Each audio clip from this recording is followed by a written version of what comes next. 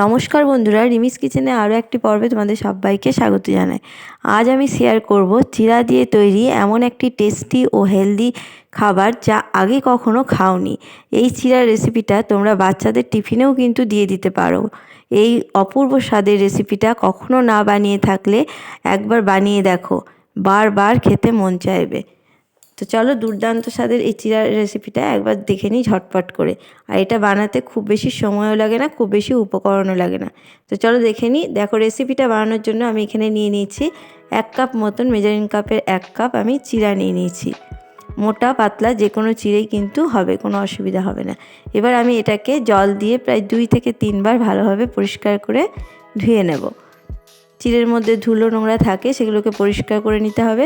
আমি ভালোভাবে 2 থেকে 3 বার এটাকে ধুয়ে পরিষ্কার করে নিচ্ছি।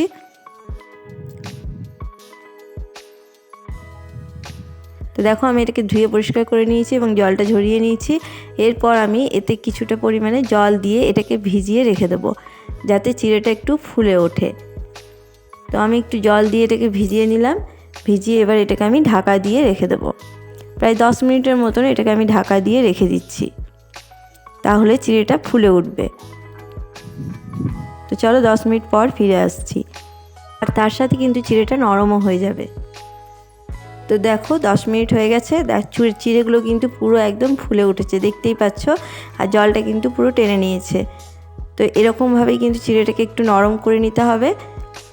দেখতেই পাচ্ছ চিড়েটা কিন্তু নরম হয়ে গেছে অনেকটা। এরপর আমি কিছু এখানে ভেজিটেবল মেশাবো, যাতে একটু হেলদি তৈরি হয়।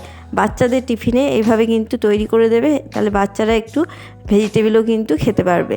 তো দেখো, আমি এখানে দিয়ে দিয়েছি গাজর কুচি, একদম মিহি করে কেটে নিয়েছি জি করে। আর এখানে দিয়ে দিলাম ক্যাপসিকাম কুচি, পরিমাণ মতন ক্যাপসিকাম কুচিও দিয়ে দিলাম। আর দিয়ে দিচ্ছি লঙ্কা কুচি, 2টো লঙ্কা আমি এখানে কুচি করে দিয়েছি। তোমরা চাইলে ঝালটা কমিয়ে বাড়িয়ে নিতে পারো।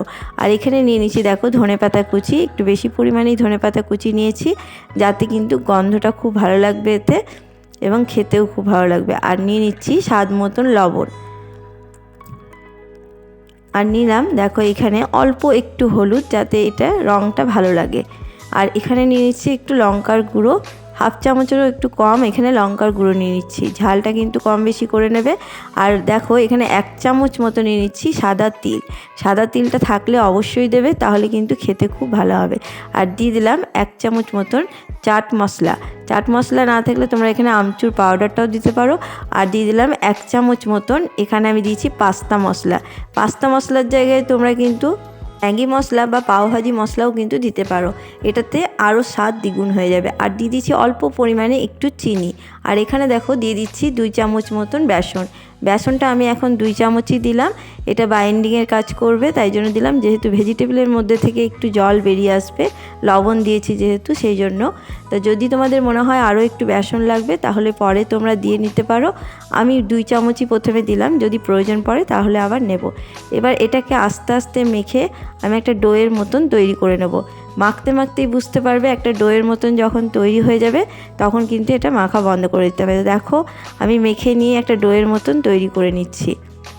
এটা ভীষণই হেলদি একটা খাবার, বাচ্চাদের কিন্তু অনায়াসে দিয়ে দিতে পারো, তারা তো ভেজিটেবল খেতেই চায় না। তো দেখো এটা একটা ডোয়ের মতন তৈরি হয়ে গেছে, দেখতে পাচ্ছ।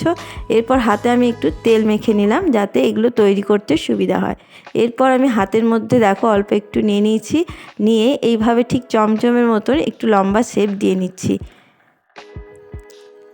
দেখতেই পাচ্ছ ঠিক আঙুলের মতন শেপ দিয়ে নিচ্ছি, একটু পাতলা করে লম্বা লম্বা করে ঠিক এইভাবে শেপ দিয়ে নিচ্ছি। দেখতেই পাচ্ছ কেমন, এইভাবে আমি প্রত্যেকটাকে তৈরি করে নেব।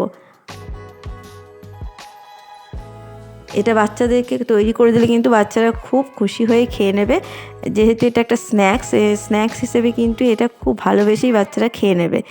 ভেজিটেবল যদি এমনিতে খেতে না চায় এভাবে বানিয়ে দিও। আর চিড়েটাও কিন্তু পেট ভরা খাবার, তাই চিড়ের সাথে এই ভেজিটেবলটা কিন্তু খুবই একটা হেলদি এবং টেস্টি একটা খাবার।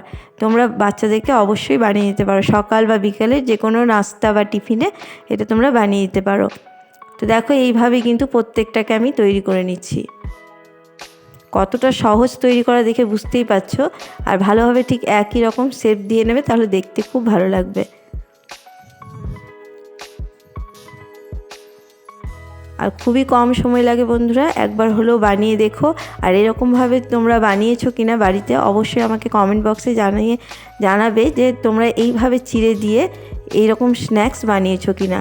যদি বানিয়ে থাকো অবশ্যই আমাকে কমেন্ট বক্সে জানিও।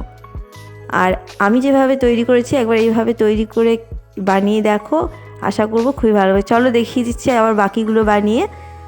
দেখো সমস্তগুলো কিন্তু আমি তৈরি করে নিয়েছি, দেখতে পাচ্ছ কতটা সুন্দর লাগছে দেখতে। আর কতগুলো তৈরি হয়েছে এক কাপ চিড়ে দিয়ে মাত্র। গোটা পরিবারের জন্য কিন্তু একদম তৈরি হয়ে গেছে টিফিন।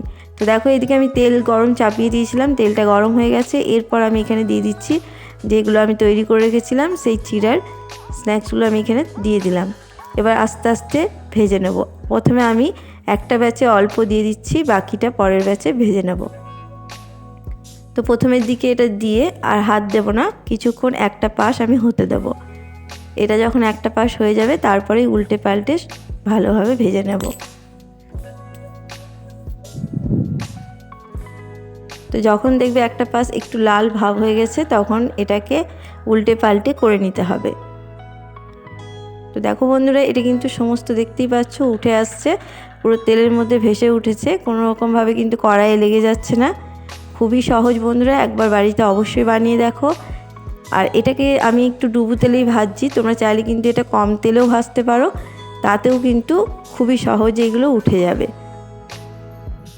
এটা ভীষণই একটা হেলদি এবং টেস্টি জলখাবার বলতে পারো। তোমরা যে কোনো কিছুর সাথে কিন্তু এগুলো খেতে পারবে, সসের সাথেও খেতে পারবে, এমনকি চায়ের সাথেও কিন্তু খাওয়া যেতে পারে।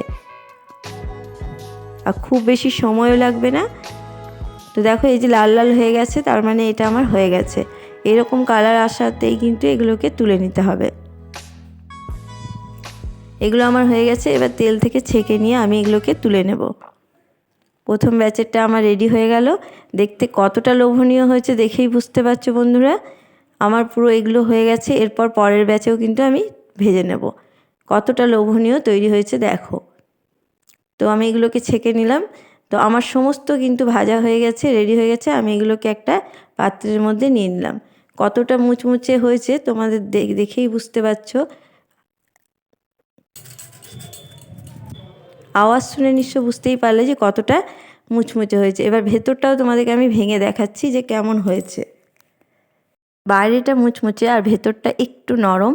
এই যে কোনো কিছুর সাথে কিন্তু তোমরা এটা খেতে পারো, যে কোনো সসের সাথে খাওয়া যাবে এগুলো, এবং চায়ের সাথেও খাওয়া যাবে, এবং শুধু মুখেই কিন্তু খেতে পারো, খুবই ভালো লাগবে। বন্ধুরা কমেন্ট করে কিন্তু অবশ্যই জানিও এই রেসিপিটা তোমাদের কেমন লেগেছে। যদি তোমাদের ভালো লাগে অবশ্যই একটা লাইক করে দিও এবং সাবস্ক্রাইব করে দিয়ে আমার পাশেই থেকো। আর এরকম একটা চিড়ার রেসিপি বন্ধুদের সাথে অবশ্যই বেশি করে শেয়ার করবে, যাতে তারাও কিন্তু বানিয়ে খেতে পারে। সকাল বিকেলের এরকম জলখাবার কিন্তু খুবই ভালো লাগবে। আশা করব আজকের এই রেসিপিটা তোমাদের খুব ভালো লেগেছে। যদি ভালো লাগে অবশ্যই আমার পাশে থেকো বন্ধুরা। আরও নিত্য নতুন রেসিপি পাওয়ার জন্য আমার চ্যানেলটিকে সাবস্ক্রাইব করে দিয়ে পাশে থাকা বেল আইকনটি অবশ্যই প্রেস করে দিও, তাহলে সবার আগে নোটিফিকেশান তোমাদের কাছে পৌঁছে যাবে। আবার কোনো নতুন রেসিপি নিয়ে হাজির হব। আজ এই পর্যন্তই। ধন্যবাদ, সবাই ভালো থাকবে।